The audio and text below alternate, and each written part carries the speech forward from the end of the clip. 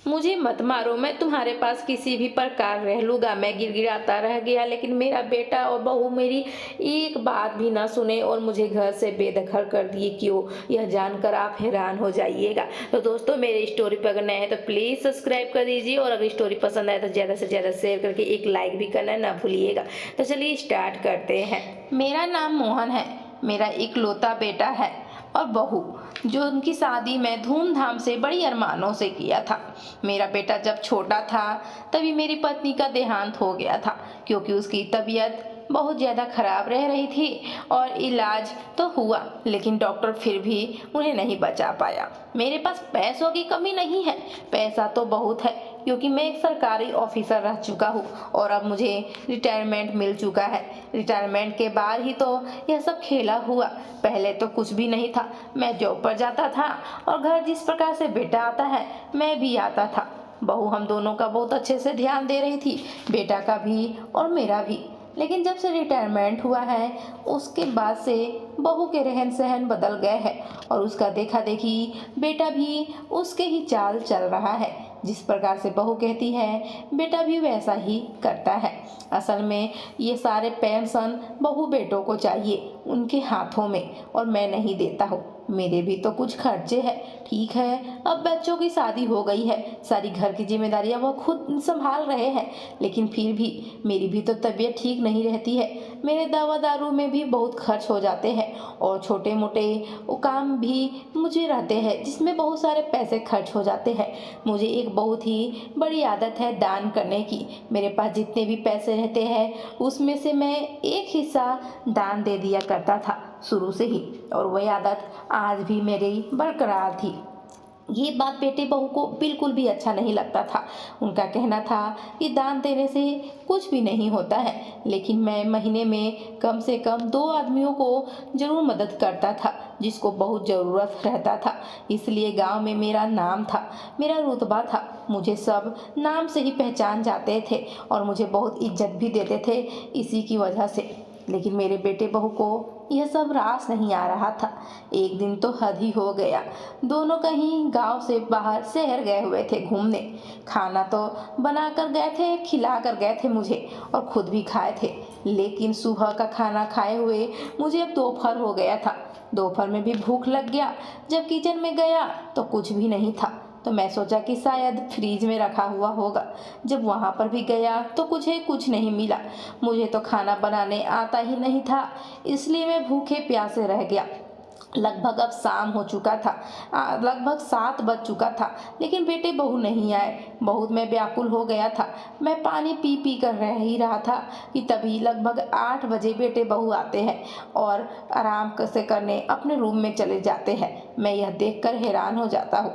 मैं दरवाज़ा पीटते हुए कहता हूँ, बेटा बहू, आवाज़ देता हूँ। तब बेटा कहता है, क्या हुआ पिताजी? मैं कहता हूँ, मुझे बहुत जोरों से भूख लगा है। उस पर बेटा कहता है, भूख लगा है तो खुद बना लीजिए। मुझे तो कुछ समझ में नहीं आता है। मैं कहता हूँ, बेटा तुम्हें तो पता है मुझे खाना बनाने नहीं आता है। मैं बचपन से तो घर में एक मेड रखा हुआ था, लेकिन तुम्हारी पत्नी ने तो उसे भी भगा दिया है, और हम क्या कर सकते हैं। मुझे बहुत जोरों से भूख लगा है, कुछ खाने के लिए दे दो। फिर क्या था, मेरी बकबक तो रुकने का नाम ही नहीं ले रहा था, क्योंकि मुझे सचमुच बहुत जोरों से भूख लगा था।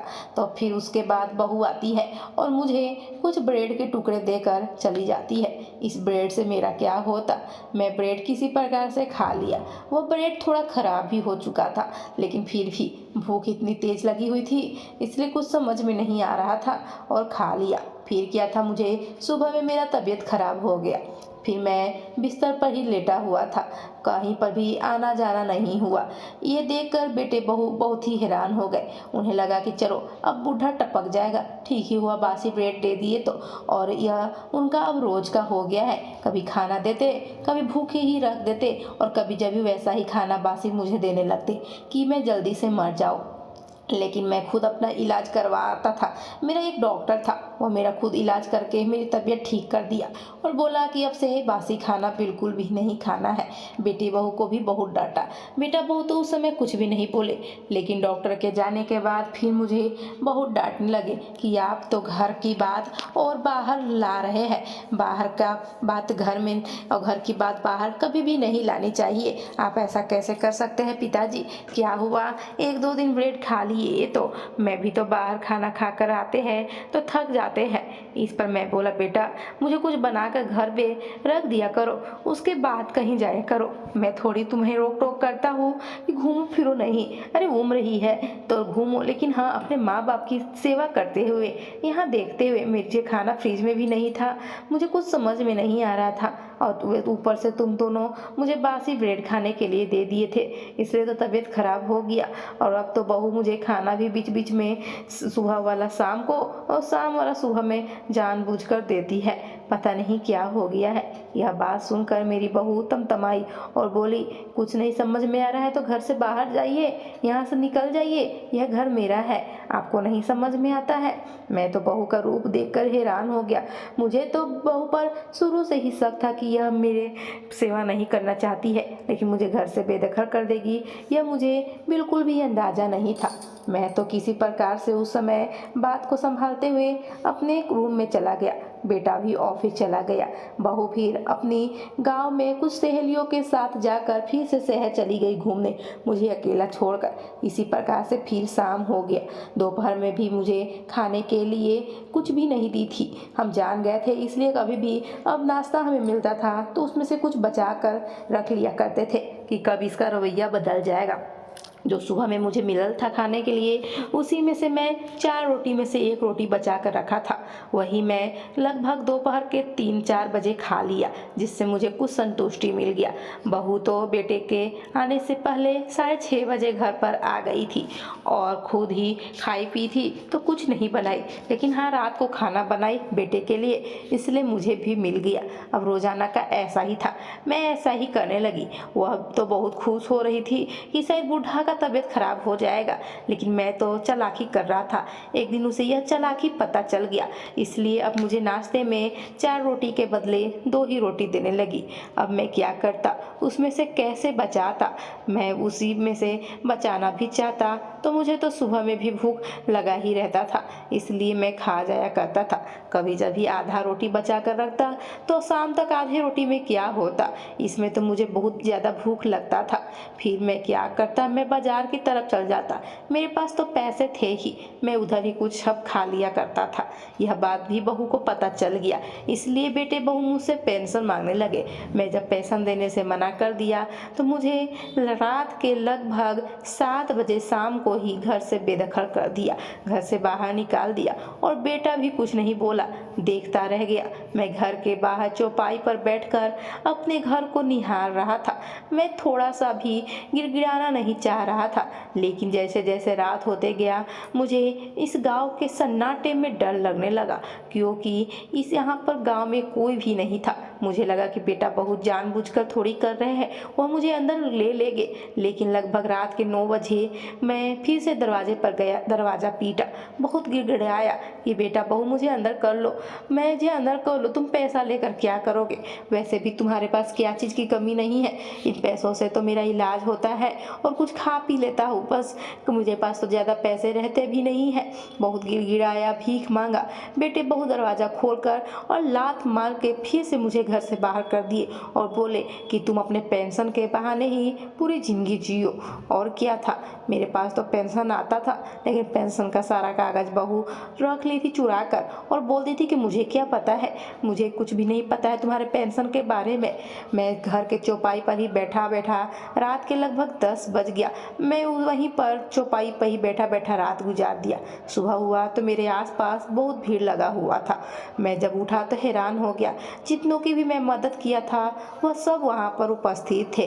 फिर क्या था, मुझे अपने घर सभी ले जाना चाहते थे क्योंकि मैं कभी न कभी किसी न किसी हर रूप में सभी की मदद किया ही था गाँव वालों को, और वह जानते थे कि मैं कितना दानी हूँ। मैं किसी की मदद करने से पीछे नहीं हटता था और वही आज मेरा मदद आज काम आ रहा था। मेरे चारों तरफ भीड़ इसलिए जमा हो गया क्योंकि मुझे सब अपने घर ले जाना चाहते थे, मुझे सेवा पानी करना चाहते थे, लेकिन मैं जानता था कोई आखिर कितना दिन करेगा। हाँ, किसी के पास पैसा है तो वह कर भी सकता है, लेकिन हर परिवार की तो स्थिति ऐसी ही होती है। मैं किसी के ऊपर बोझ नहीं बनना चाहता था, इसलिए मैं मंदिर के परिसर में जाकर रहने लगा। गांव में एक पुराना मंदिर था, वहीं पर मैं जाकर बहुत अच्छे से रह रहा था।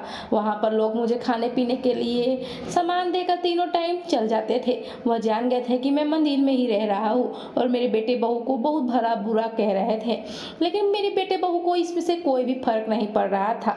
एक दिन फिर क्या हुआ कि मेरे पास कुछ पैसे एक आदमी ने देकर चला गया। मैं उस आदमी का तो चेहरा नहीं देख पाया क्योंकि वह चेहरा ढक कर आया था। मैं उन पैसों से अब गाँव वालों को मदद करना चाहता था, लेकिन सबसे पहले मैं खुद पैरों पर खड़ा होना चाहता था। मुझे पेंशन तो मिलता था, लेकिन वो मेरे तो दवा दारू में ही खर्च हो जाया करते थे, इसलिए मैं कुछ फल उस पैसों से लेकर वहीं पर मंदिर के परिसर में फल और फूल बेचने लगा, क्योंकि मंदिर में आते हुए लोग भगवान को चढ़ाने के लिए फल फूल लेते ही थे। इससे मेरा बिजनेस अच्छा से चलने लगा। मैं वहीं पर एक ठेला लगाकर वहीं पर अब बेचने लग गया था। धीरे धीरे मेरा इनकम अच्छा होने लगा और वहाँ पर मैं एक दुकान भी खोल दिया। मेरा दुकान अच्छा से चलने लगा, जिससे मैं जितना भी आमदनी होता था मैं औरों की मदद करने लगा। यह बेटे बहू को बात पता चल गया कि मैं अभी भी लाचार नहीं हूँ। बेटे बहू को लगा था कि मैं लाचार होकर उनके पास आकर अपना पेंशन दे दूंगी, घर में रहने के लिए मुझे ठिकाना हो जाएगा, लेकिन उन्हें अभी तक नहीं पता था कि वह घर तो मेरा ही था। जब बेटे बहू ने मेरे पास आकर यह स्थिति देखी तो वह मुझे फिर भी घर जाने के लिए नहीं कहे, बोले कि ठीक ही है। गाँव वाले मुझे मेरे बेटे बहू को मेरे पास आने भी नहीं दिए क्योंकि वह जानते थे कि बेटे बहू मेरे किस लायक है। फिर क्या था, एक दिन वही अनजान आदमी जो मुझे पैसे देकर आया था एक कागज देकर गया और बोल के गया कि इसमें साइन कर दीजिए। मैं भी साइन कर दिया। उस कागज में लिखा हुआ था कि ये सारे जमीन जायदाद जो मेरे हैं वह कानूनी तौर पर मेरे हैं और बेटे बहू इसे हथिया नहीं सकते हैं। मैं उस कागज पर साइन कर दिया। फिर पुलिस के द्वारा मुझे वह घर भी मिल गया। बेटे बहू को घर से बेदखल कर दिया गया। वह मुझसे बहुत गिड़गिड़ाए, भीख मांगे कि पिताजी मुझे घर में रहने दीजिए, मुझे माफ़ कर दीजिए, लेकिन मैं एक भी नहीं सुना और वे गाँव छोड़कर अंतिम में चले गए क्योंकि गाँव वाले उन्हें इस गाँव में बसने ही नहीं दिए। फिर उसके बाद मैं अपने घर में अच्छे से इत्मीनान से रहने लगा। एक दो नौकर भी रख लिया था क्योंकि अब तो मैं पैसा कमा भी रहा था और पेंशन भी आता था। तो जब मेरे पेंशन आता था उस तो मेरे इलाज में चल जाता था और 2 आदमियों को मैं दान देता था और जो मैं पैसे कमाता था उससे नौकर और घर के खर्च चल लिया करते थे और कुछ मैं मदद भी कर दिया करता था। इसी प्रकार से मेरी जिंदगी चल ही रही थी कि मैं एक दिन बैठे बैठे सोच रहा था कि वो आदमी आखिर कौन था जो मेरी मदद किया। मैं बहुत सोच रहा था लेकिन कुछ समझ में नहीं आ रहा था। एक दिन मेरा पोता शहर से पढ़ने जो गया था वह मेरे पास समीप आ गया। कदकाठी में तो बस उस आदमी की ही तरह लग रहा था। तब मुझे सब माजरा समझ में आ गया। मैं उससे बहुत पूछने की कोशिश किया लेकिन वह नहीं बता रहा था। फिर एक दिन सब बता दिया कि मुझे माता और पिताजी के बारे में सब पता चल गया था कि किस प्रकार से वो आपको घर से बेदखल कर दिए थे और मुझे यह बात बिल्कुल भी अच्छा नहीं लगा, इसलिए मैंने ही यह सब किया है। मैं अपने दादाजी के लिए इतना भी नहीं कर सकता हूँ। यह सुनकर मेरी आंखों से आंसू आ गया कि मेरा बेटा तो मेरा साथ नहीं दिया लेकिन मेरा पोता मेरा साथ दिया और तो और अपने माता पिता को जेल की सलाखों के पीछे भी भिजवाया। जितना ही हिम्मत मेरे पोते ने दिखलाया वह सबके हिम्मत रहना चाहिए। तो दोस्तों ये छोटी सी स्टोरी कैसी लगी? अगर दिल को छू ली हो तो प्लीज़ ज़्यादा से ज़्यादा शेयर करें। मेरे चैनल में नया है तो सब्सक्राइब करना ना भूलिए। मिलते हैं अगली स्टोरी के साथ, तब तक के लिए धन्यवाद।